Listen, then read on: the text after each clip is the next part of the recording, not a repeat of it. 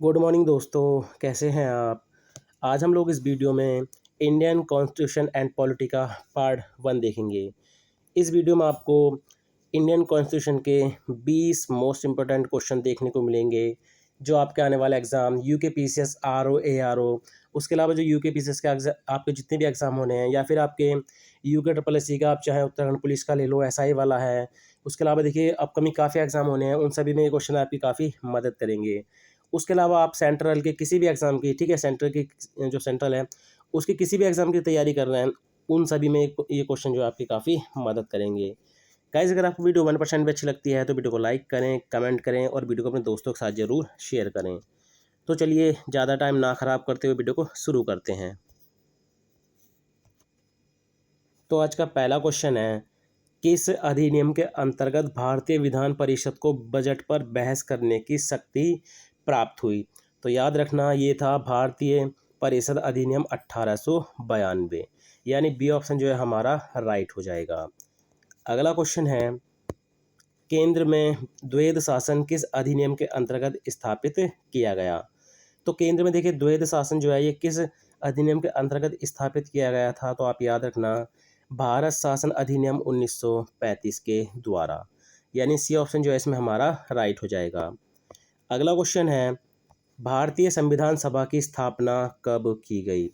तो देखिए भारतीय संविधान सभा की जो स्थापना है ये कब की गई थी, तो आप याद रखना 9 दिसंबर 1946 को, ठीक है, 9 दिसंबर 1946 को।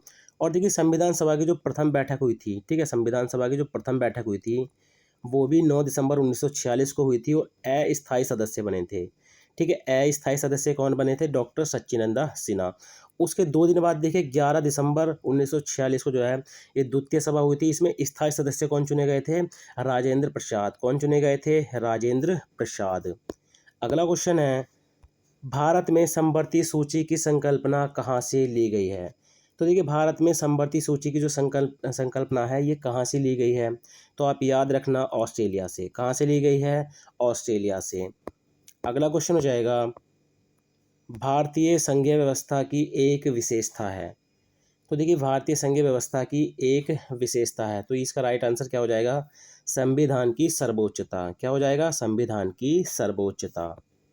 अगला क्वेश्चन है, संविधान निर्माताओं ने कौन सा लक्षण अमेरिका के संविधान से ग्रहण किया है। तो देखिए न्यायिक समीक्षा, मौलिक अधिकार, सर्वोच्च न्यायालय के न्यायाधीशों को पद से हटाने की विधि।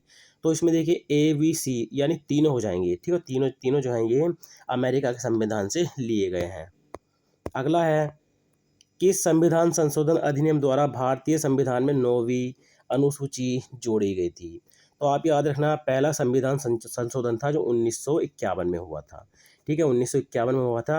मतलब जो मूल संविधान में थी 8 अनुसूची थी। कितनी थी मूल संविधान में, 8 अनुसूची थी। 9वीं अनुसूची जोड़ी गई थी जो पहला संविधान संशोधन हुआ था 1951 में। अगला क्वेश्चन हो जाएगा, भारतीय संविधान का कौन सा अनुच्छेद राष्ट्रपति के पद के लिए पुनः निर्वाचन की योग्यताएं निर्धारित करता है। तो इसका राइट आंसर हो जाएगा हमारा अनुच्छेद 57। कौन सा हो जाएगा, अनुच्छेद 57।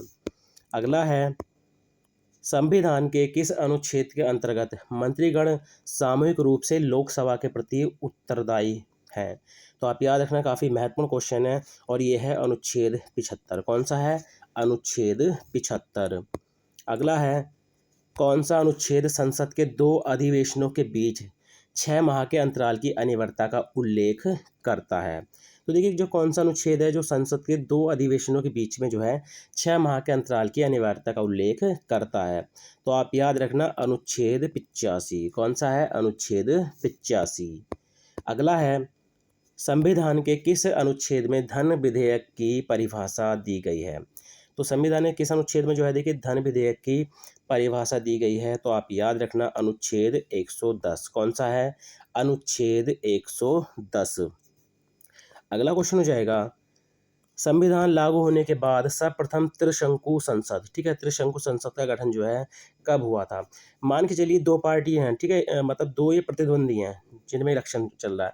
अगर इन दोनों पार्टियों को, ठीक है, जो मानक होता है उसके अकॉर्डिंग वोट नहीं मिलते हैं तो उस वर्ष जो है त्रिशंकु संसद का गठन होता है। और ये पहली बार कब हुआ था, तो आप याद रखना गाइस, ये कब हुआ था, 1989 में। ठीक है, त्रिशंकु संसद का गठन कब हुआ था, 1989 में। अगला क्वेश्चन हो जाएगा, कौन सी प्रथा संसदीय प्रणाली को भारत की देन है।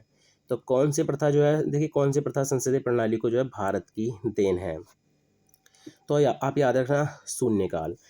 शून्यकाल जो है देखिए ये भारत की देन है। ठीक है, शून्यकाल किसकी देन है, भारत की देन है।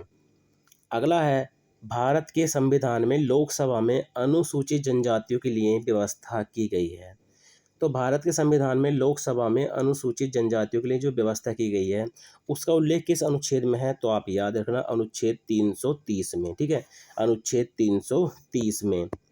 अगला है, मत देने का अधिकार और निर्वाचित होने का अधिकार भारत में है। देखिए ये क्वेश्चन काफ़ी महत्वपूर्ण है और ये काफ़ी स्टूडेंट जो है इसको गलत गलत करते हैं। तो मत देने का अधिकार और निर्वाचित होने का अधिकार जो है भारत में क्या है, तो आप याद रखना वैधानिक अधिकार है। क्या है, वैधानिक अधिकार। तो ठीक है, मत देने का अधिकार और निर्वाचित होने का अधिकार भारत में कैसा है, एक वैधानिक अधिकार है। कैसा है, वैधानिक अधिकार। अगला है, राष्ट्रीय मतदाता दिवस 2023 की थीम वोटिंग बेमिसाल है, मैं अवश्य वोट देता हूँ। तो याद रखना ये इस साल की जो है राष्ट्रीय मतदाता की थीम है। ठीक है, 2023 की थीम है ये, वोटिंग बेमिसाल है, मैं अवश्य वोट देता हूँ। आपको पता है जितने भी दिवस होते हैं उनकी थीम काफ़ी महत्वपूर्ण होती है। तो राष्ट्रीय मतदाता दिवस जो है ये कब मनाया जाता है, 25 जनवरी को। कब मनाया जाता है, 25 जनवरी को। अगला है, प्रथम बार राष्ट्रपति शासन कब लागू किया गया। तो राष्ट्रपति शासन जो है देखिए अनुच्छेद 356 के तहत जो है लगाया जाता है। ठीक है, अनुच्छेद 356 के तहत। और देखिए किसी भी राज्य का जो राज्यपाल होता है वो राष्ट्रपति से आग्रह करता है। ठीक है, राष्ट्रपति शासन लगाने के लिए।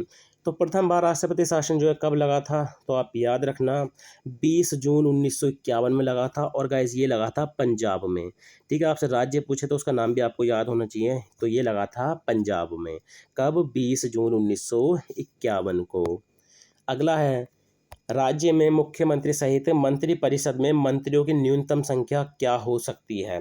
तो आप याद रखना न्यूनतम की बात कर रहा, तो न्यूनतम जो हो सकती है कितनी हो सकती है, 12। कितनी हो सकती है, 12।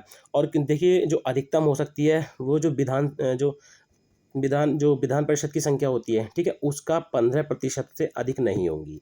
ठीक है, अधिकतम कितनी नहीं होंगी, यानी 15% से अधिक नहीं होंगी।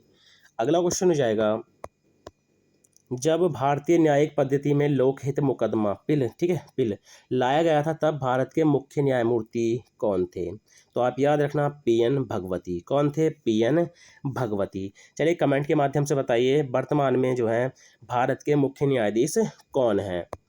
अगला है, संविधान सभा के प्रारूप समिति के नियुक्ति मतलब कब की गई थी, प्रारूप समिति। ठीक है, तो प्रारूप समिति की जो है नियुक्ति कब की गई थी। तो आप याद रखना काफ़ी महत्वपूर्ण क्वेश्चन है और एग्जाम में काफ़ी पूछा जाता है।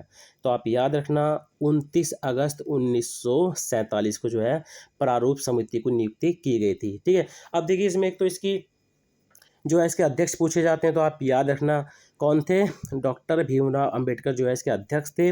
और इसमें सदस्य संख्या पूछी जाती है तो 7 थी। कितनी थी, इसमें सदस्य थे 7। तो देखिए सबसे पहला क्वेश्चन तो बनता है इसके गठन का। तो 29 अगस्त 1947 याद रखना है। अध्यक्ष पूछे तो आपको याद रखना डॉक्टर भीमराव अंबेडकर थे। ठीक है, वी आर अम्बेडकर थे। और आपको आपसे पूछता है कि इसमें सदस्य कितने थे, तो आप याद रखना 7 सदस्य थे। और 7 सदस्य का आपको नाम जरूर याद होना चाहिए, क्योंकि एग्जामिनर क्वेश्चन पूछ लेता है कि निम्नलिखित में से प्रारूप समिति का सदस्य नहीं था। ठीक है, तो ये भी 4 क्वेश्चन बनते हैं जो एग्जाम में काफ़ी पूछे जाते हैं। तो गाइज ये थे आज के भारतीय संविधान से 20 महत्वपूर्ण क्वेश्चन जो आपका आने वाले एग्जाम, ठीक है, चाहे वो यूके पीसीएस का हो, यूके ट्रिपल एससी का हो, या फिर आपका यूपी ट्रिपल एससी का हो। क्योंकि आपको पता है यूपी में भी आरओ की जो है वैकेंसी आने वाली है, सेंट्रल में भी काफ़ी एग्जाम है, तो उन सभी में भी जो है यहाँ से काफ़ी क्वेश्चन बनते हैं। गाइज अगर आपको वीडियो 1% भी अच्छी लगती है तो वीडियो को लाइक करें, कमेंट करें और वीडियो को अपने दोस्तों के साथ जरूर शेयर करें। तो चलिए मिलते हैं अपनी नेक्स्ट वीडियो में। Thank you for watching.